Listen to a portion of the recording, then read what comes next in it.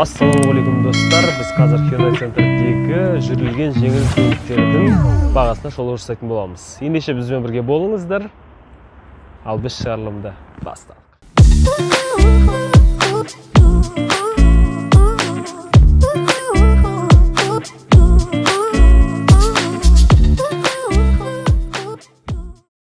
Toyota Camry 50 шанағы. Жалпы титанды дисктер, көліктің іші қапталған. Көлік 2014 жылғы 80 000 км жүрген, қозғалышының көлемі 2.0 автомат. Іші енді мотордан жасалған, бензинмен жүреді, алдыңғы жетекті, бағасы 9 450 000 теңге. 80 000 км жүрген екен. Қаншалықты рас өтірік білмеймін, бірақ 80 000 шынында расында 80 000 болатын болса, онда жағдайы өте жақсы. Келесі бізде Toyota Camry 50-дің сұр түсі.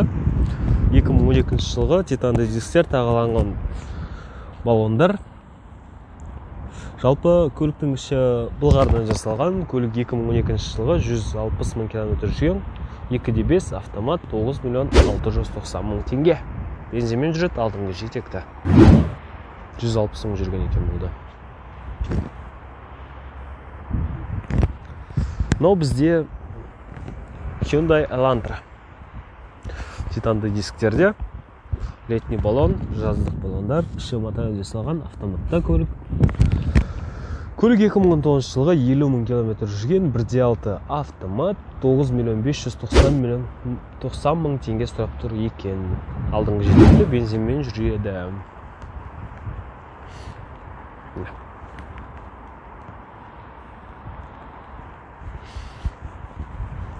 Kia Rio X-Line, яғни универсалдарын Kia Rio X-Line деп айтады екен. Жаздық баллондар, титанды дисктер, іші мотордан жасалған, көлік автоматта 2019 жылғы 29 500 км жүрген, 1.6 автомат, 8 550 000 теңге сұрап тұр екен. Бензин, алдыңғы жек 8,5 миллион теңге Kia Rio'ға. Представляете? Не деген қымбаттап кеткен да көліктер. Дәл сондай, тек сұр түсі, жай баллондар, бетіне қалпақ кигізілген, үстінде рейлингтары бар, ананың да, бұның да.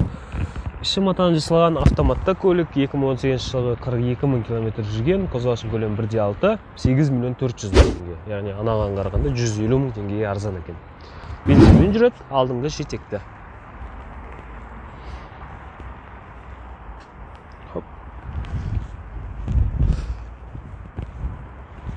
Hyundai Elantra.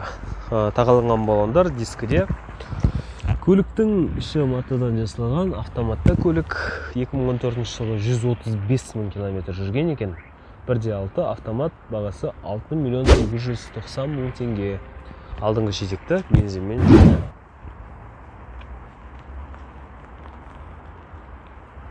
Тағы да дәл сондай Hyundai Elantra. Жылы 2015, 78 500 км жүрген, іші мотордан жасалған, тоже автоматта көлік 6 890 000 теңге сұрап тұр. Бензинмен жүреді.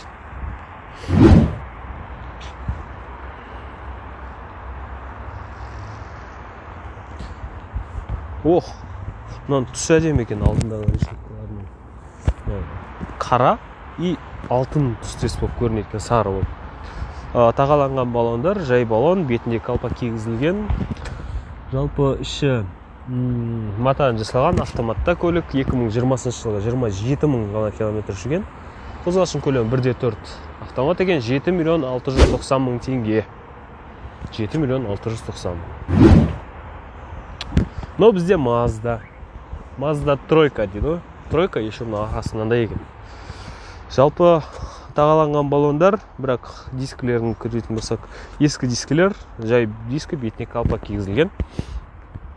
Іші мотордан жасалған, ручник тартып қойыппыз. Достар, ручникті қыста тартпағаны жөн болады, себебі қатып қалатын болса, артқы баллондарыңыз қатып қалады да, сонымен жүре алмай қаласыздар. Сырғанап, артқы баллонмен жүресіздер. 2014 жылғы 120 000 км жүрген, 1.6 автомат, 6 690 000 теңгеге. Бензинмен жүреді, алдыңғы жетекті.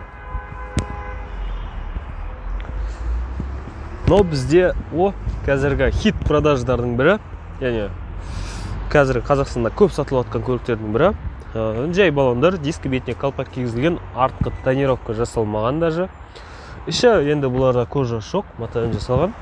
2021 жылға 26 ғана километр жүрген. 1.6, механикада 6 миллион 290 мың теңге. Мне что-то подсказывает, что нас наебали. Бензинмен жүреді.